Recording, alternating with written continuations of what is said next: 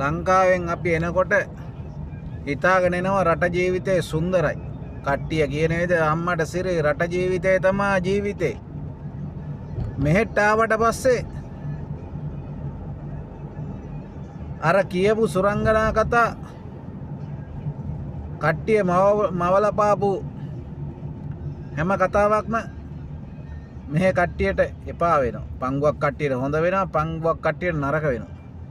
ජීවිතේ හොඳ නරක තියනවා වගේම අපි කරන කියන දේත් හොඳ නරක තියනවා වගේම අපිට හොඳ වෙන්න පුළුවන්, වර්ධින්න පුළුවන්. නමුත් අපිට මොන කරදර කම්කටොළු බාධකාවත් අපිට පුළුවන් වෙන්න ඕනේ අපේ ජීවිතේ ගොඩ දාගන්න.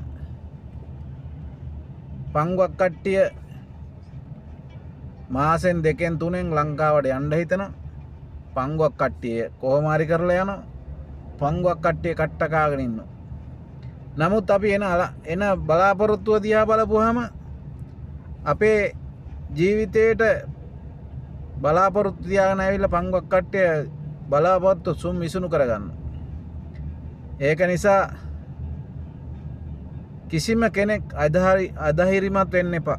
මොකද හේතුව අපේ ජීවිතවලට අපේ ජීවිතේ වටිනාකම අපි දැනගන්න ඕනේ. ඒ නිසා හැම කෙනෙක්ම රට ජීවිතේ එනකොට හරි ඕන දෙයක් කරන්නම්, ඕන දෙයක් කියන්නම්, ඕන දෙයක් කරගන්නම්, අපි ඕන දෙයකට කැමතියි කියලා ඇග්‍රීමන්ට් එක සයින් කරනවා. මෙහෙට ආවට පස්සේ අපේ ජීවිතවලට ප්‍රශ්න කම්කටොළු විඳ දරා ගන්න බැරුව ඒවට ප්‍රශ්න වලට උත්තර හොයන්න ගිහිල්ලා නිකන් නිකරුණේ අපේ ජීවිතවලට අපිට ප්‍රශ්න කම්කටොළු බාධක සෑහෙන දේකට මුහුණ පාන්න වෙනවා.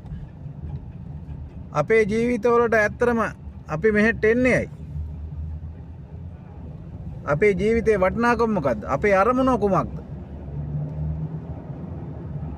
ඇයි අපිට බැරි අපේ අරමුණට යන්න බැරි? අපිට අදිෂ්ඨානයක් නැද්ද? හැම දෙයකටම හිත තමයි.